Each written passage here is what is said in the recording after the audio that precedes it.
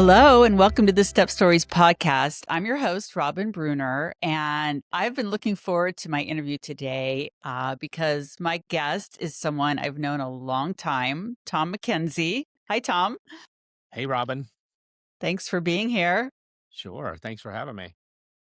I hate to tell you, but a lot of times I just think in my head still of you as Tommy. So hopefully I won't revert to Tommy during the episode because Yeah, that's how I all always know you. good. It's nice. It's familiar, right? Yeah. Yeah, that's fine. And the reason I know you as Tommy is because Tom's sister is my lifelong friend. We've known each other since we were literally in our mother's stomachs when we were just babies, and then we all moved away, and our parents bought homes. We lived in an apartment complex, and so I've known Tommy for a very long time, and his sister Susie and I definitely have quite a history, and hopefully one day she will come on as well. But she wanted you to come on, and I'm glad you're on because you are the one that really lived your family's step story. And I did. yeah. So but before we start going into your story, do you want to tell us a little bit about you, who you are, and where you are in the world today? Sure. I'm a dad. I am a divorced father of two. Um, I live in Jupiter, Florida.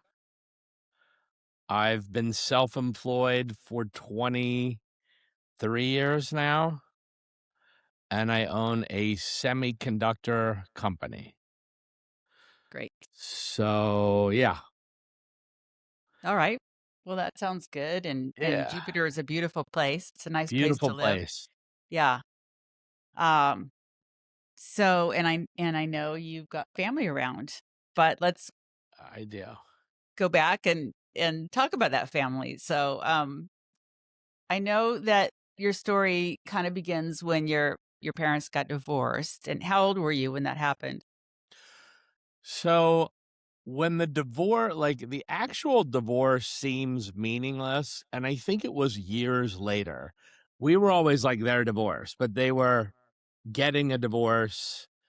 And I want to say it was 1977 when we were in the living room of our house in Mission Hills, Kansas, a very affluent neighborhood in Kansas City. And they're like, yeah, we're done. We're getting a divorce. And I remember John, my older brother, was like, turns to me, he's like, mom and dad are getting a divorce. Like he had to be the big brother asshole. And I was like, what's going on? I was 7 years old, 1977. And I didn't know what divorce was.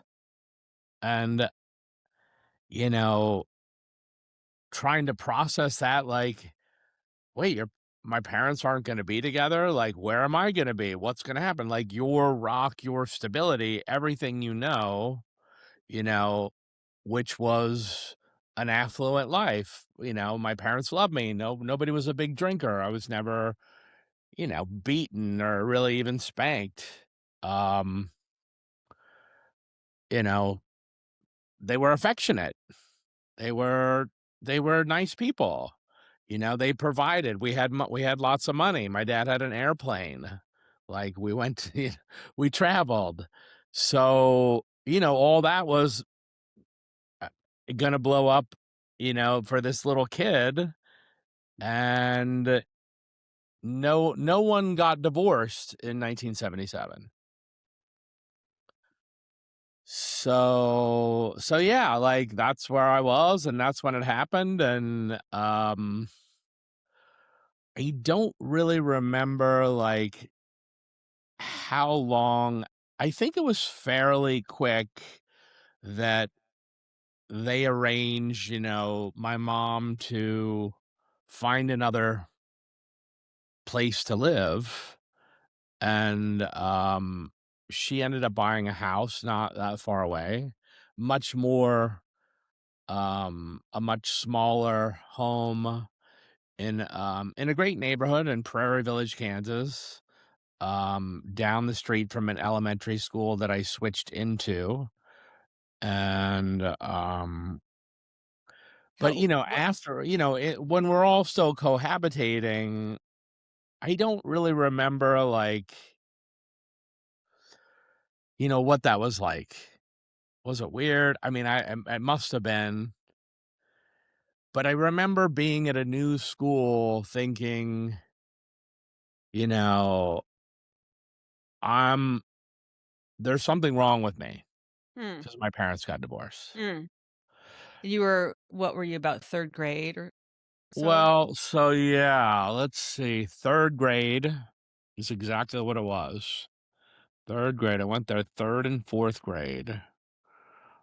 And Um, I have to say I remember the home you lived in when your parents were married, and I remember the home you moved to, your mhm. mother's home you moved to, and honestly, I also was a new student, at that same school after my mother died, and my father immediately got remarried, and we moved, and so I have a lot of empathy for you because I also felt like, wow, not like nobody's mother has died. Like it just, your parents are getting divorced, nobody's mother died. Like, yeah, it wasn't the norm and you feel different. I was Oh, going really between 5th different. and 6th grade. I was a little older, but yeah. Yeah, and it was, I mean, just now, like, I haven't thought about it since 3rd and 4th grade, but, I when my parents were married, we were all living in Mission Hills in a big ranch style house, beautiful, that they just redone. Like, they're telling us in this living room that they just had refinished. Um, I went to Belinder Elementary, which was a much smaller elementary school, and then I'm put in this new elementary school, and it's huge, and it's like a warren of, I don't know if you remember, like, that was a big school. It was. I don't know how many kids, but it was huge. Yeah. Um, but I was in a class, uh, I was in a group, like, during the school day of, I think, 3 people, myself and 2 other girls whose parents had gotten a divorce, Mm, and it was like a counseling group, mm, and I don't remember anything about it except, like, it made me feel more different, mm. um, and it's hilarious to think about that now, like, it'd be Well, like the auditorium, that's right. right? You know? That's right. Do you remember how you felt about moving and having to start this new life? So I'm trying to think, like, do I remember moving? And I don't. I remember being on a new block, that 67th Street? Is that what it was? 4510 West 67th. And all the kids that were available. So I was just my mom was so checked out, so depressed, Mm. hadn't worked and now was facing working. Although she got alimony, um, and they were still, they were trying to be amicable and, you know, my dad was coming over and he was making sure I had everything I needed. Like he really tried to, be stable. Did you split your And time with them? I'm sorry? Did you I split your time with them? so it was hard to so I was like, probably 9 by the time I was finally in this new house, and then they were officially divorced maybe in 81, 80, 81. I don't know, something a few years later. So it was years before the actual divorce went through. Um, and I would see my dad moved, like, he sold the house in the big house he lived in, and I remember we had a cat that we took, and the cat kept going back to the house in Mission Hills. Oh, And my dad was like, "I don't want a freaking cat." Like, and he's like, he didn't even like cats. yeah. And then it turned out like he fell in love with this cat and the cat died and he was like destroyed. Like Mm. he was like, I'd never seen him cry so hard. Oh, Anyway, so so splitting time, yeah, like, I mean, I would do a night here and there. I remember this condo off of Metcalf that my dad lived in, like maybe like 103rd and Metcalf. Does that sounds right? I don't On know. the You don't on have to the say Yeah, the yeah, yeah. actual Anyway, addresses on here. right. I'm just trying to like space, I know, you're I'm a trying to verbal visualize it. processor, so Yeah, you bear with I me.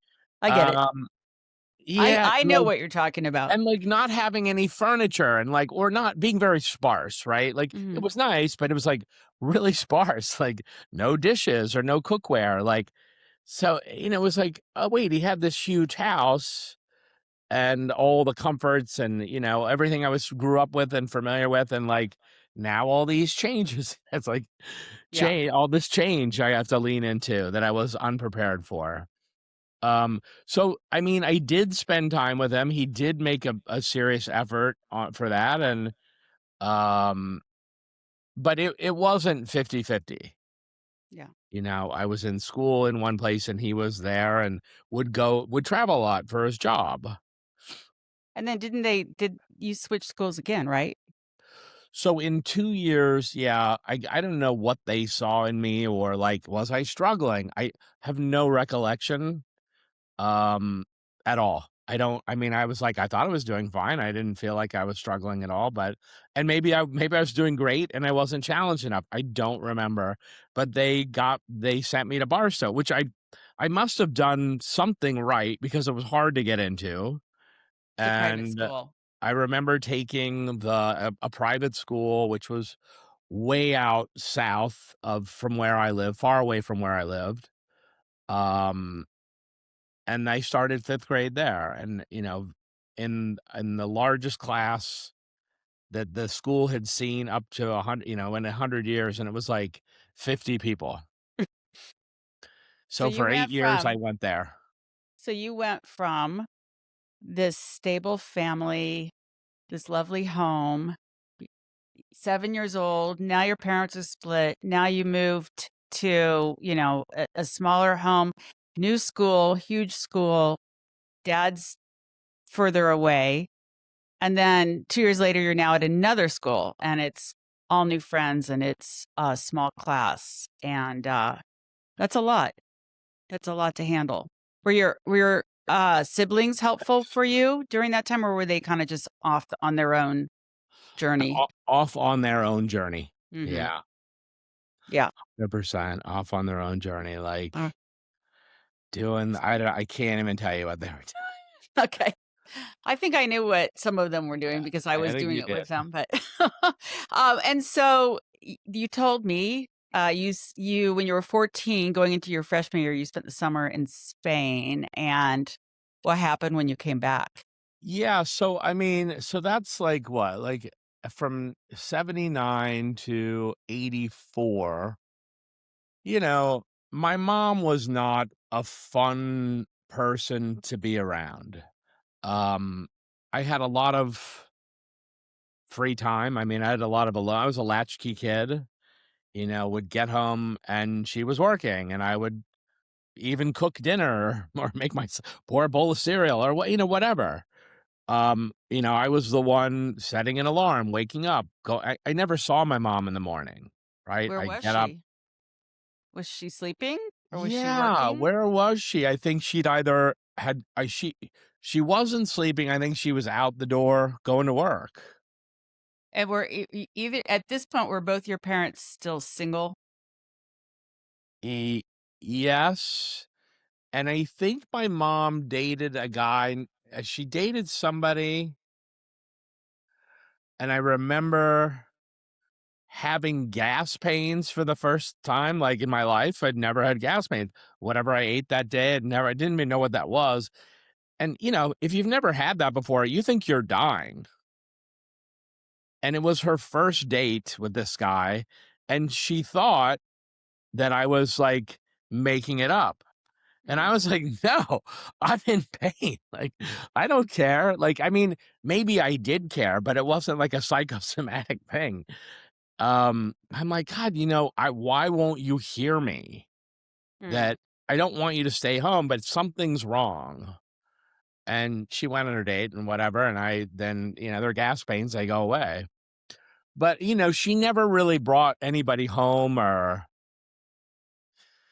you know, But, had any. okay, so you came home from this trip, and what Yeah. happened? Yeah, so she started seeing somebody, who was a pretty well-to-do Kansas City and divorced, and he, was a nice guy, and we did go to lived in the penthouse on the Kansas City Country Club on the plaza, um, across the building across from the Alameda, um, and, was very good to my mom, and she seemed happy, and they're like, "We wanna get married, we wanna sell this house in Prairie Village and move down to the plaza." So, I would spend some time down there, maybe a couple nights I did, and, he seemed like a nice guy, and going into my freshman year of high school, right, I went to study in Alicante, Spain for the summer. And I was 14. Like, only though those days are over. And it was a university, so they're like university students. There were older European students, and it was Spain in 1984. So, like, there weren't phones, and God forbid cell phones. There weren't even phones. Mm. It was the peseta, not the euro. And, when I came back, my girlfriend at the time, who was much older, picked me up at the airport, and it's like, "Your home is sold." And I'm like, "What are you talking about?" She's like, "I'm taking you to your dad's." So my mom had called off the divorce. I had no idea. Sold the home, sold all of my things in a garage sale. Like, I had, artist stuff, drafting tables, easels, drawing, really nice pens, for drawing, oil paints, um, 2 signed Kansas City Chiefs football from the year they won the Super Bowl. Oh, and that Uh, was a huge deal, I know. it'd be especially a huge deal now, Yes. um, right? Because when they lived in Mission Hills, they lived next door to, like, I think Lamar Hunt or somebody like that, or yeah, I know Jan Stenerud, the kicker, lived down the street. But anyway, so all my stuff is gone, and whatever. Like, that was okay, but I was just like, what? What's going on? Where is she?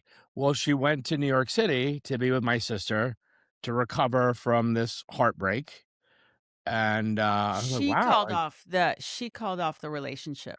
You she s called off the relationship, and he apparently was an alcoholic. Okay.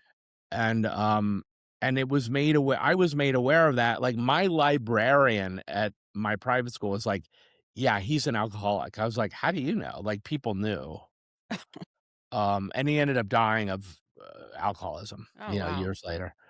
Nice guy, but I don't know how my mom didn't see that. Well, whatever, she didn't for whatever reason, and I think it broke her heart. She was really in love with him. So you come home, your girlfriend is like, your house is gone, your mom is gone, and all your Yep. things are gone. Gone. Yeah, and you're going to I'm taking you Yeah. to your dad's house. Yeah. Yeah. That's just rough. So what And yeah, at that time, like, so in 1984 in the state of Kansas, even though you're in a city, Kansas City, you could drive when you were 14. Mm. So I had a car. So, I was driving back and forth to school. Mm. And yeah, so I lived at my dad's. He had moved out to he bought a house out west of the city, and And I now I I live do with him permanently from that point on, And when my mom came back from New York City, she moved into like an over 55 community, Mm. which was like a big fuck you. Mm. Oh, right, because you can't go. Uh-huh. I Okay. can't live there. I can certainly visit there. So how did you cope with your mom? I mean, did you were you able to reconcile with her? Were you able to talk to her, or were you I was not able angry? to reconcile or talk to her. I was just like, "What is going on?" Like, and, now as an adult who's been through a divorce, you know, she did okay. She did okay. It must have been hard for her. Mhm. It wasn't like she was one of many. She was one of none. And her whole life was blown up, and she asked for it. Mm. She was the one that wanted the divorce, not Mm. my father. So and she told me she regretted it. Mm. And, I at that point as a kid, you're like, "I don't fucking care." I just want stability and someone who is, not high anxiety, not, future tripping about everything, worried about money. Like it's just the total opposite of the safe place I grew up. Yes. The And world upside thank down. God I was like had decent, values. I mean, I would be a heroin addict, or a drug, like I could have gone so many different Yeah. ways. Yep. And I think that's why my parents realized, especially my father, was like, let's put him in a private school because it'll be smaller and he'll get more attention because they were not giving it to me. Well, and I think this is a good seg Yeah. also into somebody who came into your life who was stable, and that is Right. Sue, right? Can you Right. talk about her? Sure. So, and this is that, this is before I moved into my father's, but like 1980, my dad started dating somebody in his neighborhood that they met in a party, Sue Johnson. And she was a widow with 2 daughters, had, a cleaning company, and really, busted her ass and had a company and did pretty well, like, and was a really good mom. And so, it was weird at first, like, these 2 girls, and, like, the younger one was super nerdy and dorky and had braces, like, and the one that was my age was like, she was okay. But we weren't, and they looked at me like, "This fucking private school kid, you know, Well, who's so this?" did they move in with you? With your dad? Oh, they didn't. Mm. We they didn't cohabitate at all, but we did stuff together, and, over the years, I got to know them and love them and spend Christmases and Thanksgiving and birthdays um, and go on trips together and grow up with them, So, and they were great. and that is why I wanted to have you on Yeah, specifically, yeah, because, it's so often I have people on who, as a stepchild, have not had great experiences, sure. and I know that you did have a great experience with Sue as your stepmother. They you can tell this, they eventually got married, but I would love you to talk about what it was she did that, provided that stable place for you that, um, for people listening who wanna hear the positives of what to do as a stepmother. So, from your perspective as a stepchild, I'd love to hear more about that. Yeah, so, I mean, none of these things were ever verbalized, but they were very clear.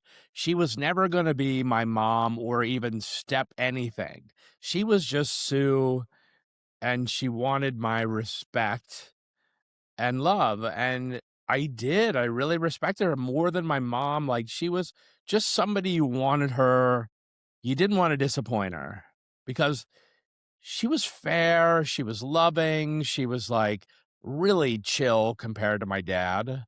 Um, her kids called her Sue Mm. or Step Monster, like, Step Monster, like, hilarious, like, and we just had fun together, like, we just it was she had a good sense of humor, she was lighthearted, she was a good, balance for my father who could be more serious and, um, I think my friends all found my dad to be a little intimidating at some point. Same with Um, my dad. yeah, and he's not, he was a big pussycat, but, like, he Sue was good for him, and I saw that, and, like, we all had fun together, and, yeah, like, and then getting to know her daughters and how she parented, it was a really good she modeled things really well, and Yeah. my parents didn't model things well. Mm. They're like, "Well, it's either this is the way it is or, you know, didn't explain things." Mm.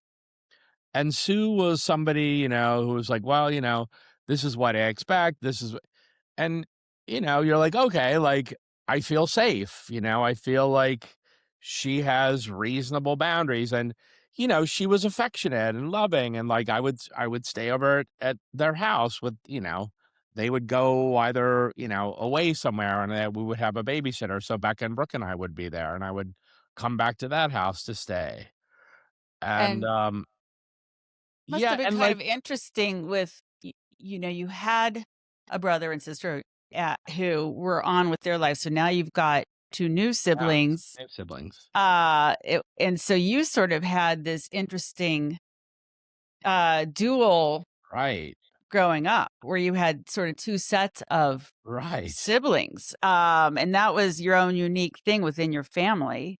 And the other thing I wanted to say that I find interesting is that so I've recently had some very smart experts on the show who experts in step families, and they do talk about boundaries. And one of the things they talk about is how a step parent actually shouldn't be the one setting boundaries and discipline. It really should be the parent. But in your case, it sounds like it kind of flipped because you desperately needed some boundaries. You needed somebody who was like holding the stability, and so because and it sounds like she handled it in a way with respect to you that it was actually what you needed, and she saw that. And yeah, it wasn't, and it was the boundaries with her own 2 girls, so she modeled the behavior with her own kids, Yeah. and so I knew what to expect with her, and she never, like, told me I did something wrong, or that was always for my dad, like, she never tried to be my parent, Mhm. but I knew how she parented her daughters, and I didn't wanna disappoint her. So it was kind of like, it was done in a very subtle way and always with love and, like, and I really loved her, so I didn't wanna disappoint her. Like, I didn't, Mm. and I love my mom too, but I didn't respect my mom anymore. Like, I Mm. lost respect, and it's hard. It's even hard to say that and hear myself saying that, but, to a certain point, it's still true today. Sue was the one I considered more of a mother than my mom, and I'm grateful to have had her in my life because my mom just checked out. Mhm. And you Um, didn't it sounds like, she didn't make you feel safe because she was unpredictable, because she was right. just trying to figure out her own life and her own grief over everything, and it sounds like at your dad's house and with Sue, you felt safe. You I felt did. like Very, very much and so. and kids need that. Yeah, they need it. They need it. They really do. Yeah.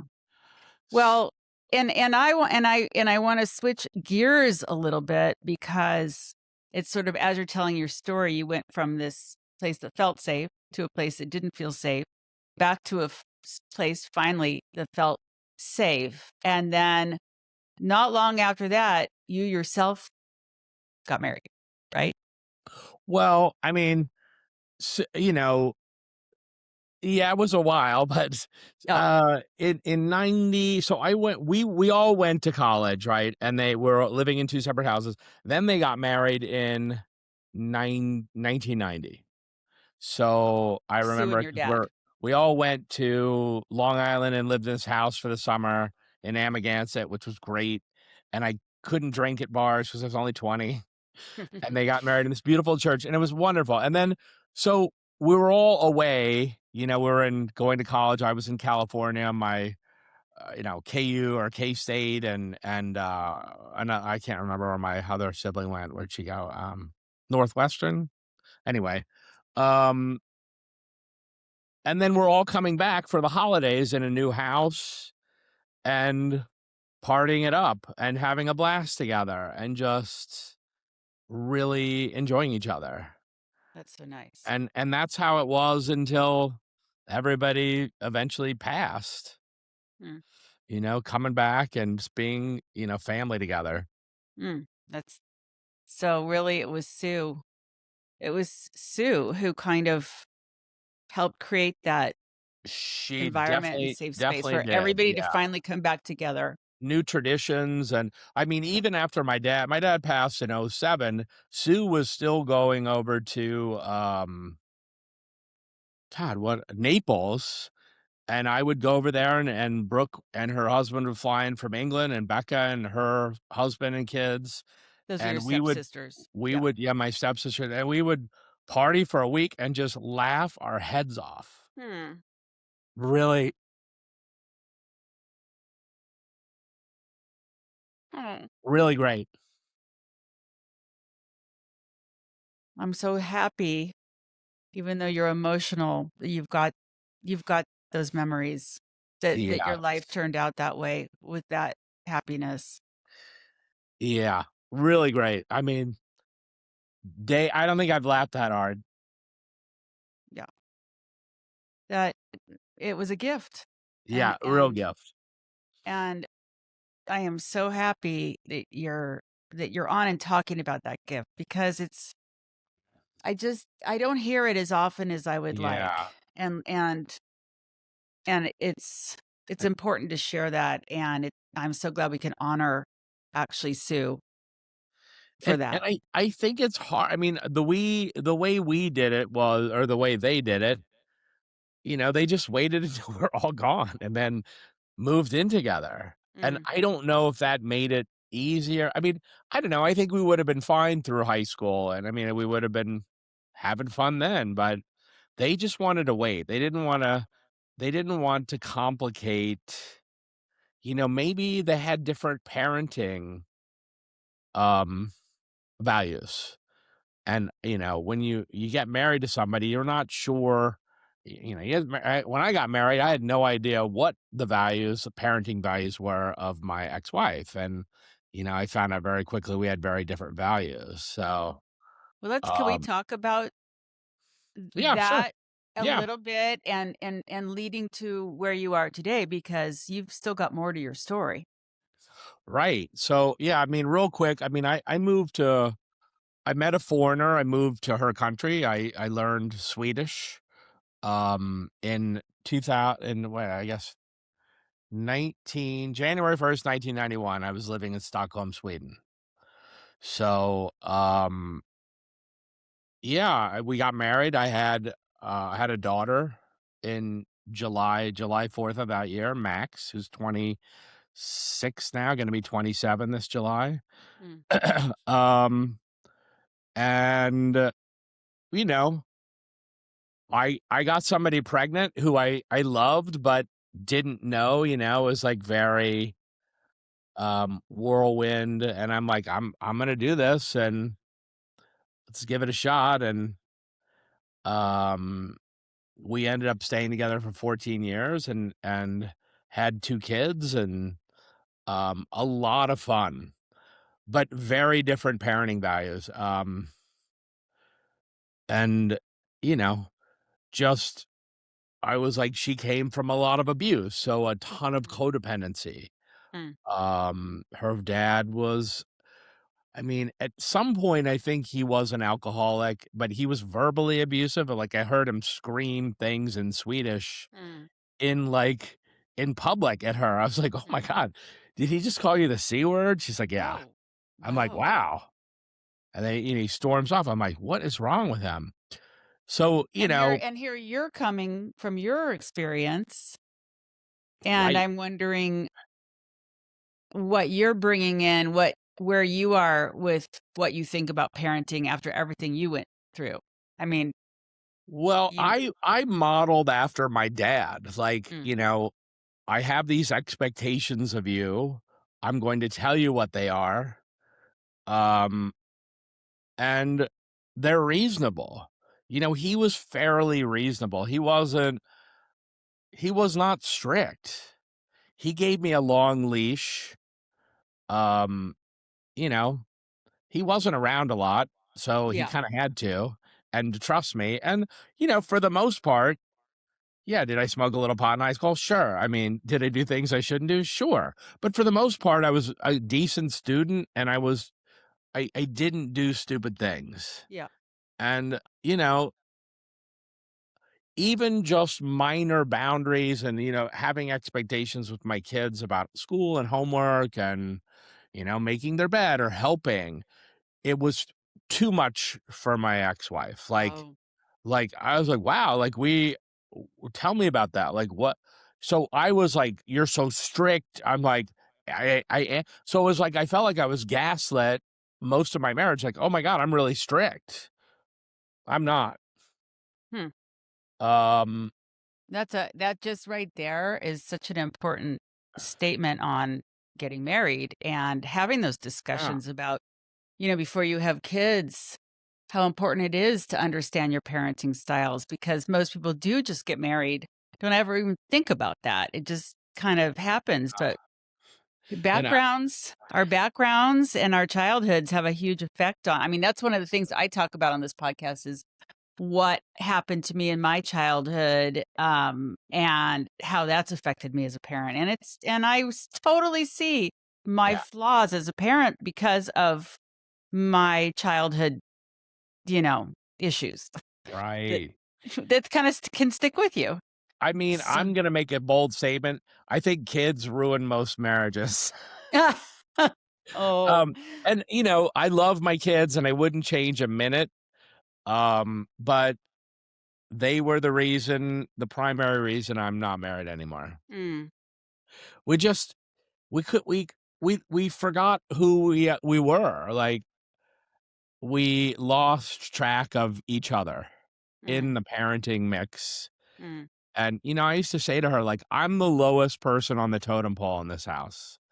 Like, you need to put me first." She's like, "Well, the kids are first." I'm like, "Yeah, of course, we don't want them to die, we're gonna take care of them, but they need to see that I'm the most important, that I think you're the most important thing, so they feel safe.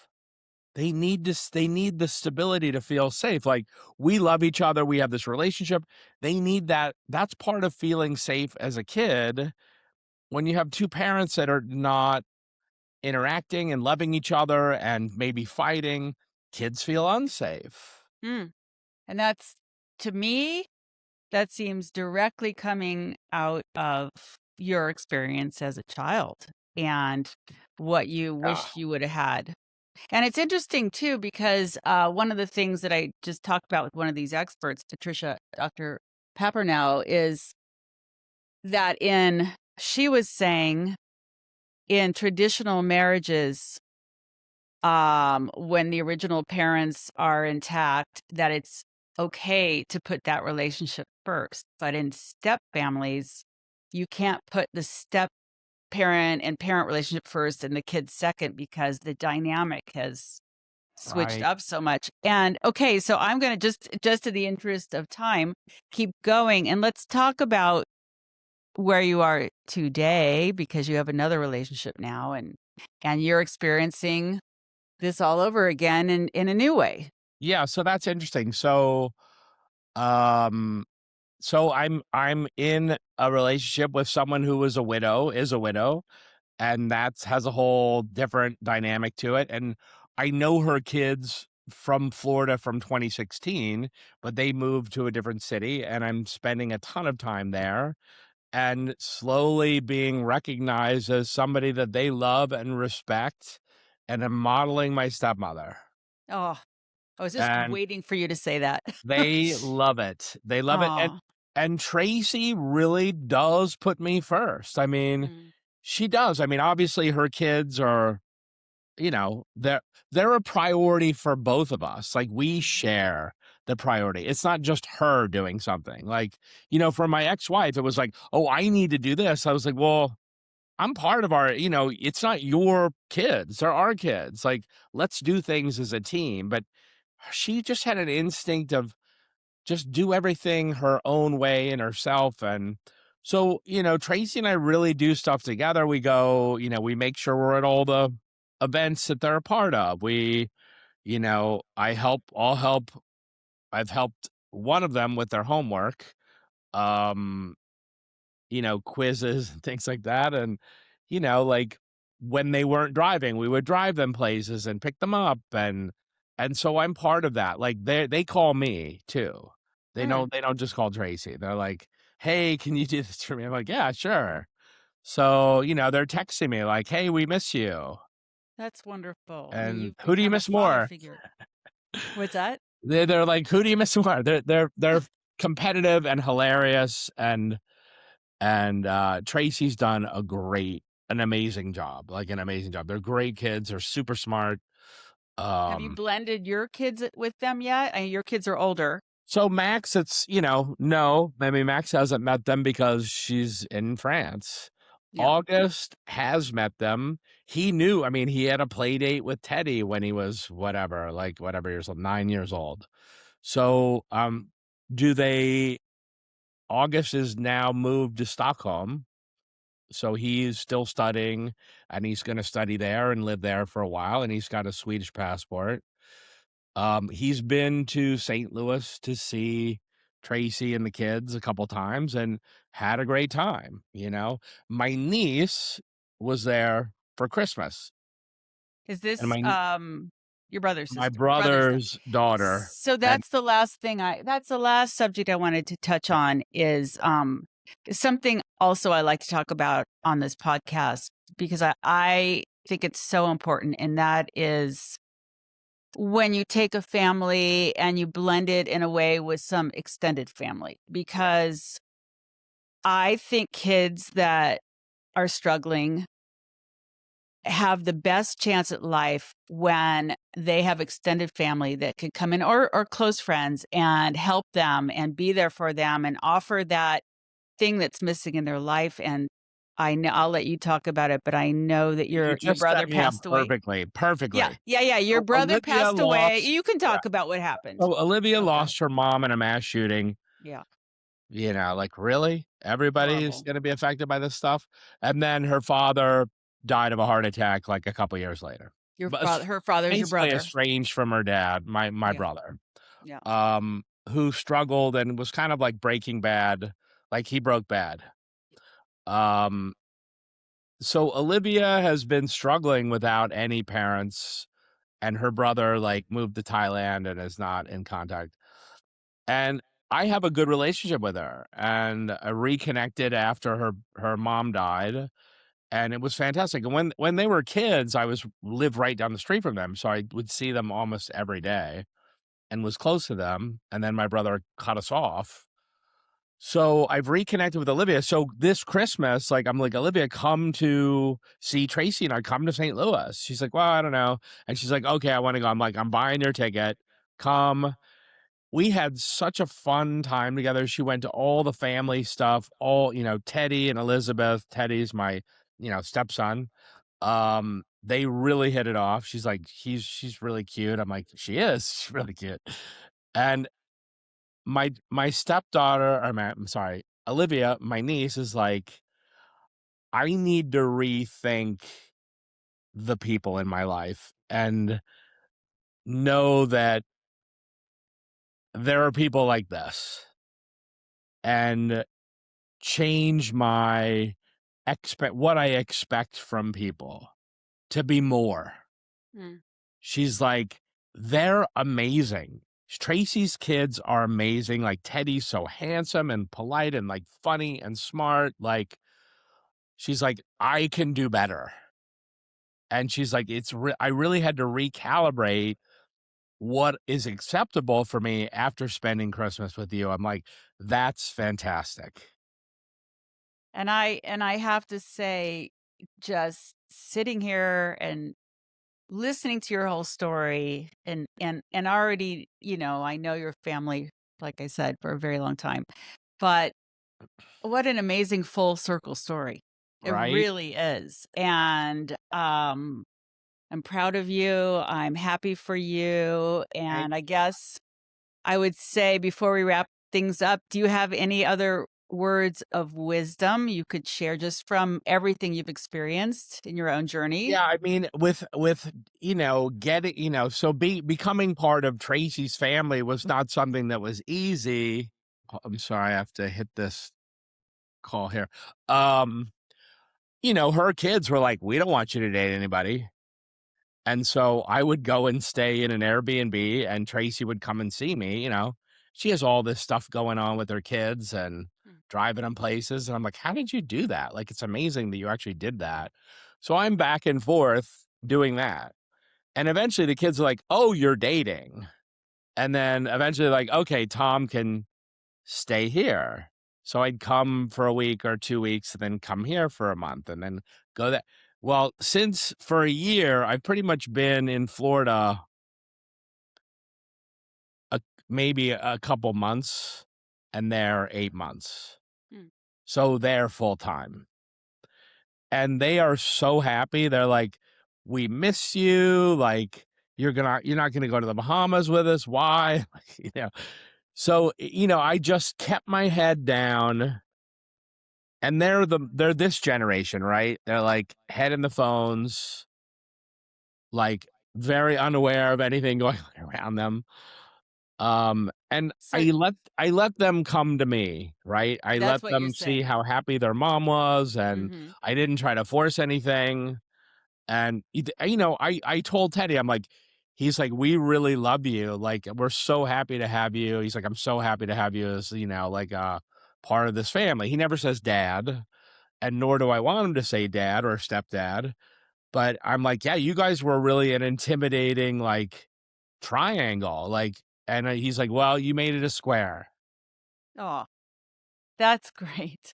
Great. And so I guess what you're kind of saying is your piece of wisdom is give maybe from your childhood with Sue, from now becoming basically a stepfather.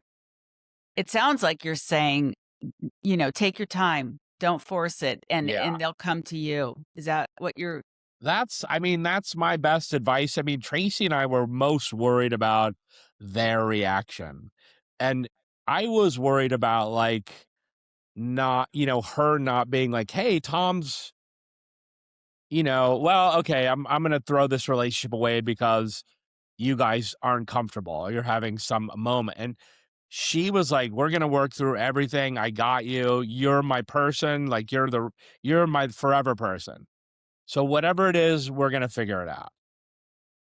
And they're sounds like you are. kids and they have high emotions 1 minute and then forget about it the next. And so I had to dial back things. I want things you want to respond to, and you're just like zip it and and the best advice is don't say anything and just wait 24 hours. That's I Yeah, think that's how we should end the podcast. yeah, That's excellent advice. Just in general. yeah. In Just in general, right? general in a marriage, in general as a Yeah, parent. right. Don't try to be right for God's sakes, because that's your story. Thank you. All This right, is so great. Thank you so great, much for Robin. being Thanks. here. Yeah. And I wish you just wonderful success and love as this relationship continues. And I love every second of it. I love the lacrosse games. I love the graduation parties, everything. It's great. It's great, mm, great, great. Stuff that good. I didn't get. Like, Yeah. I Well, didn't you're get it with getting it my kids, now. so I'm getting it with these two. It's Yeah. wonderful. Good. All right. Well, thank you so much. All right, And I you're really hope welcome. to see you one of these days soon, maybe in Florida. Yeah, we'd love that. Come down. Got we're I both will. here, so I know. I know. all right. All right, Tom, take Thanks, Robin. care. Take care. Bye. Bye.